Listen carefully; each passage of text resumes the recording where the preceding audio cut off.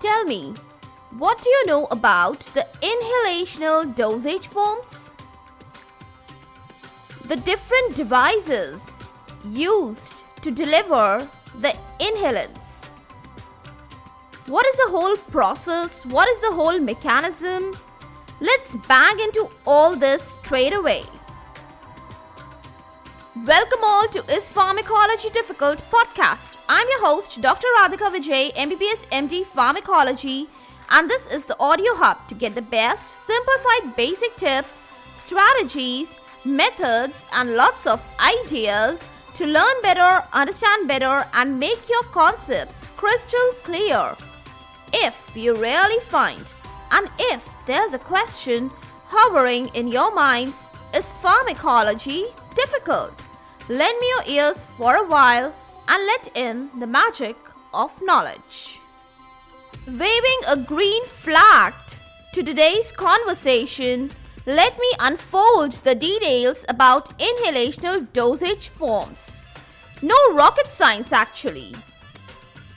Firstly, a word about inhalants. Very easy. They are the liquid preparations containing drug to be inhaled in vapor form.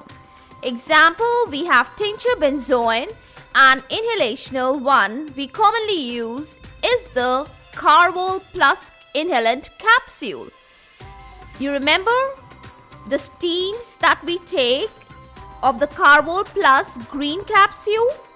And I'm sure you know how to use it. Just snip away the capsule tip, pour it in the jar of boiling water and inhale it. If the drug is solid inhalant like sodium chromoglycate, well, the brand name is Fintal, you can use turbo spin inhaler. Now let's have a word about the aerosols. Devices to dissolve therapeutically active ingredient contained in cylindrical nebulizers filled with drug propellant. May it be a gas, may it be oxygen, both are under pressure. A liquid drug must to be inhaled is created via a microfine orifice released by push at valves.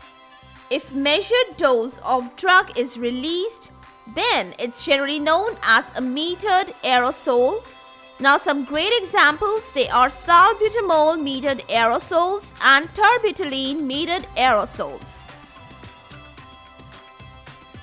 Now before diving in real details, a little minute word about the Spinhaler. In it, the drug is packed as a powder. Appropriate valve system activates it and releases it in the form of microfined powdered mist. And the best apt example here is the tiotropium metered Spinhaler. Now let's get into the real details. What can you give by inhalation? You can give gaseous drugs, you can give volatile liquids. They all can be carried in air or oxygen via the face mask, via the hood, via mouthpiece, or even endotracheal tubes. Metered dose inhalers, what you have heard or used, they are abbreviated as capital MDI. The aerosols or the non-volatile liquids or fine particles of drugs.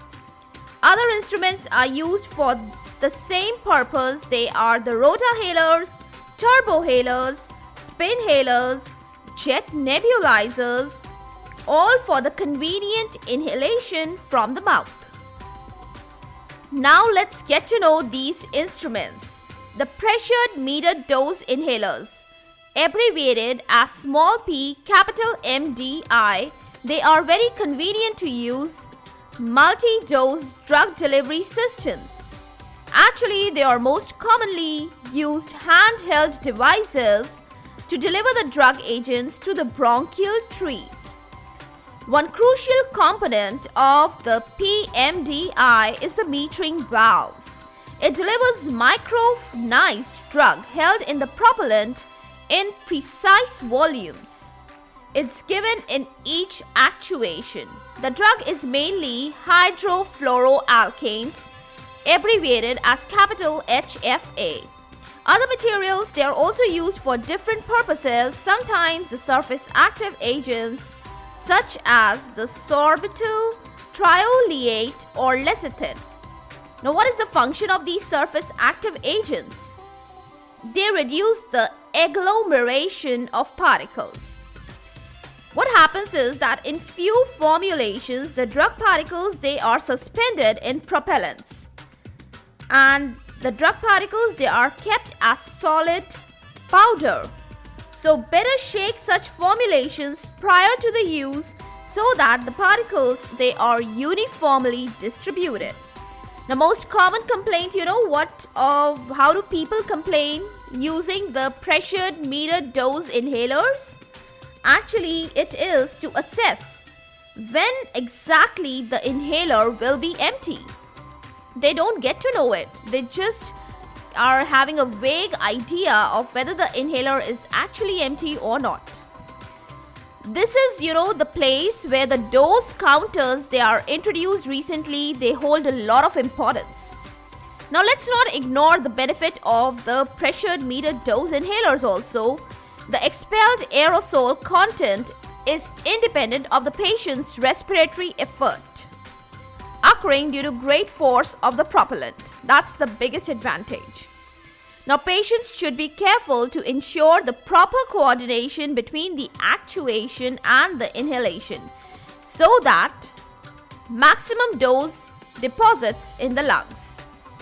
That was all about the pressured metered dose inhalers. Actually a lot of information, but yes, that was important at this particular moment. Now let's shift the discussions to the nebulizers. Now nebulizers have been available since beginning of 20th century. The most common method it is of the medical aerosol generation. Drug is dispersed in liquid. The drug particles, they are contained within aerosol droplets, which are actually inhaled. Very commonly, we know two types of nebulizers. The jet nebulizers, they are also known as pneumatic nebulizers, and they are actually the small volume nebulizers. The other one is the ultrasonic nebulizers. Now, jet nebulizers, they work by generation of a mist of drug solution produced by pressurized air or oxygen.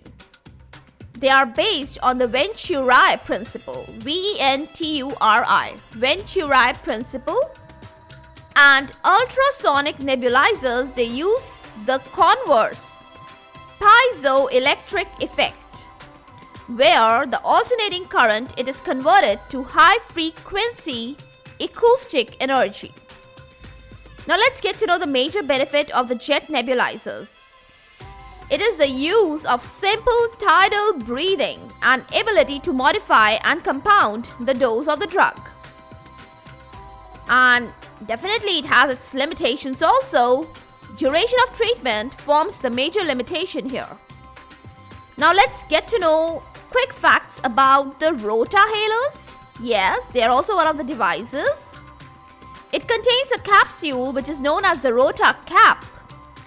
Now this is made to contain very fine powder of the drug. During the use or during the actuation, this particular rota cap, it is punctured. The particles, they are released, aerosolized with the help of patient's inspiratory flow. And some common side effects that generally people complain of, they are common cold, backache, pain in the oropharynx, throat irritation, vomiting, etc. Aerosolized drug efficacy, it depends on the particle size. That is generally I'm talking about all the devices. I've covered all the devices now. I just want to give you some quick general facts. So I just told you that aerosolized drug efficacy, it depends on the particle size to be deposited on the bronchioles.